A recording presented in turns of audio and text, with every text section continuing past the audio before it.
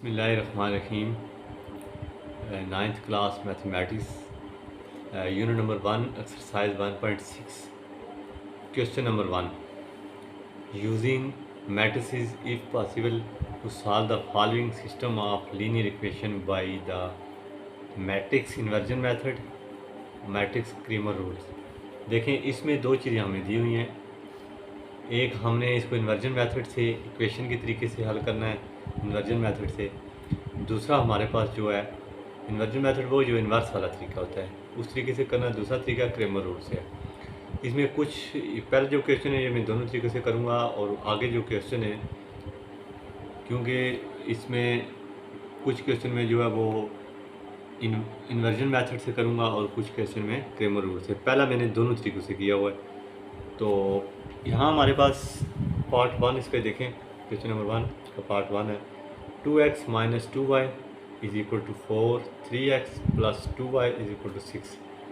ये equation form में है। अब हमने इसको मैट्रिक्स फॉर्म में ले लेना है। इसमें हम पहला जो तरीका है ये हम by using matrices inversion method, इसको इन्वर्जन मेथड से हम करेंगे। सबसे पहले हमने इसको मैट्रिक्स फॉर्म में लेके आना है। 2 - 2, 3, 2, xy, सेकंड पे xy होते हैं = इक्वेशन के बाद 4, 6। पहला जो हमारे पास होता है, इसको हमने सपोज किया, देखें पहला जो हमारे पास है, अब देखिए हमारे पास ये जो क्वेश्चन है इसमें हमने ये मैट्रिक्स फॉर्म में लिख दिया। तो ये हमारे पास a है, ये हमारे पास x है, x y जिसमें तो इसको x हम कंसीडर करेंगे। ये हमारे पास जो है b है। तो यहाँ हम नीचे भी हमने लिख दिया a x b। तो मीन्स ये a और x मल्टीप्लाई हो रहे हैं, ax = b। a जो है हमने, क्योंकि हमारी जो मेन चीज़ है वो हमने x y निकालने हैं, तो इस ये समझ लें कि ये पूरा अभी x है, x y ये बड़ा x हमने लिखा है, ये x y जो है सिर्फ x है। ये जो a है इधर हमारे पास मल्टीप्लाई दूसरी साइड जाके डिवाइड होके ऊपर इन्वर्स हो जाएगा, मतलब ऊपर ले जाएंगे तो इसकी वैल्यू जो है -1 हो जाएगी, ये इन्वर्स होता है। तो ये x = a इन्वर्स b। तो हमें पता है कि a इन्वर्स जो होता है वो होता है adjoint of a over mod of a, या 1 over mod of a into adjoint of a। अब इसमें सबसे पहले हम क्या निकालेंगे कि इन्वर्स ऑफ a। इन्वर्स हम जो निकालेंगे वो देखें, इन्वर्स जो वो सीधी लाइन में हम लिखते हैं, सीधी लाइनों में लिखा a, आगे a की वैल्यू लिखी। a कौन सा है, ये 2 - 2, 3, 2। उसी तरह जो है मॉड जैसे हम निकालते हैं,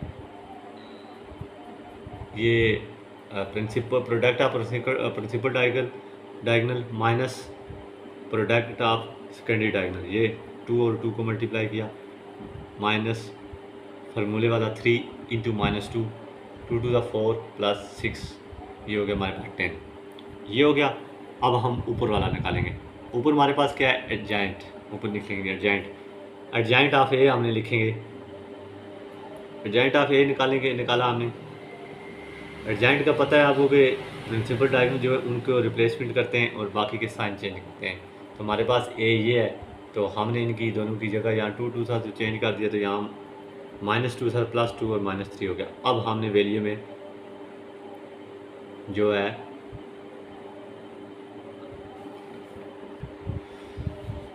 अब देखें, ये एडजेंट हमने निकाल दिया।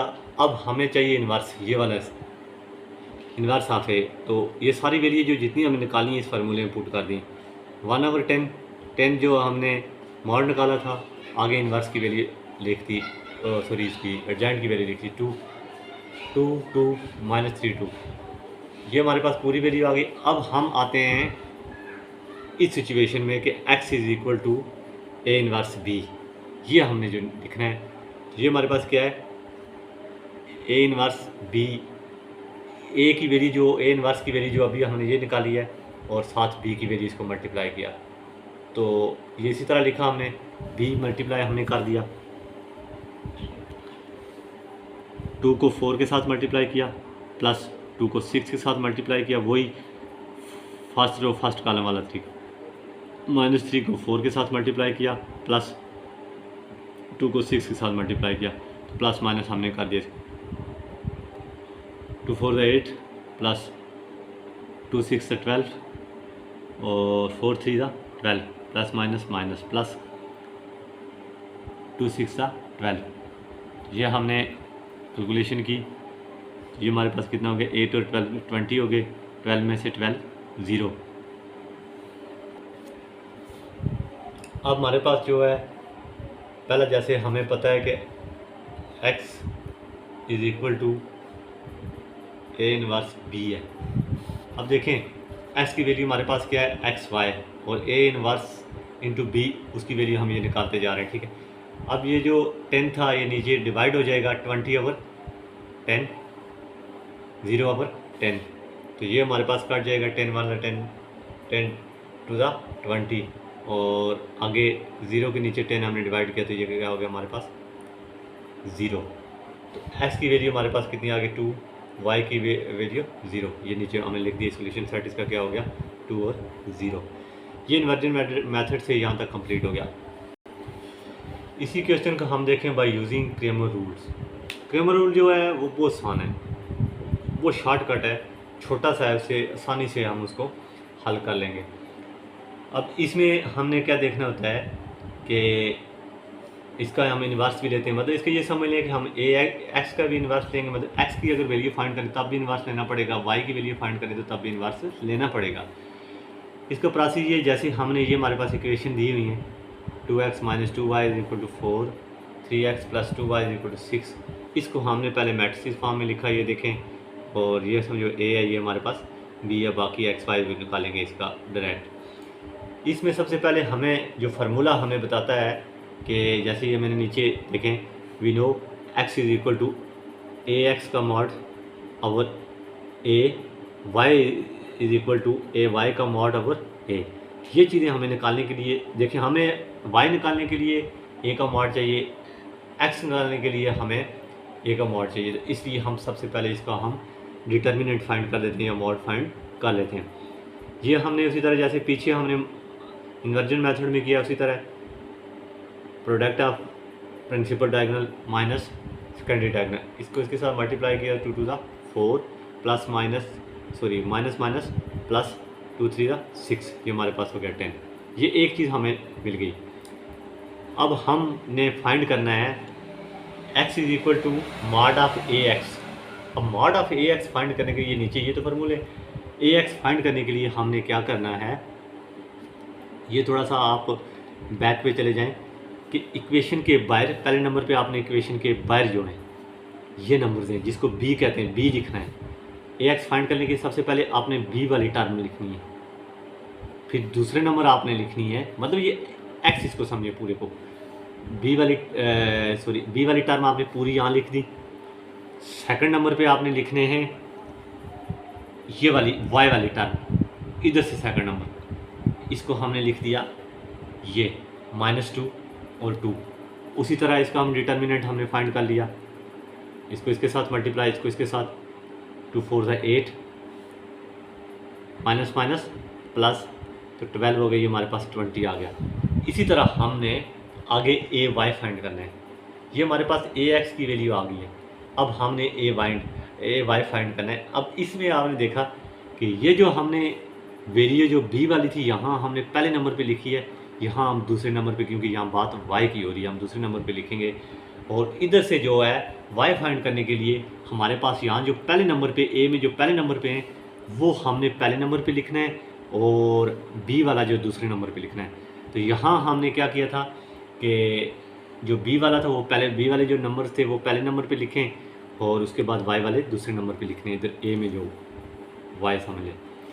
यहाँ भी वही सिस्टम है। अब हम इसका डिटर्मिनेंट लेंगे, इसको इसके साथ मल्टीप्लाई किया प्रिंसिपल डायगोनल को, अब सेकेंडरी डायगोनल मल्टीप्लाई किया, ये हमारे पास 12 - 12 हो गया 0।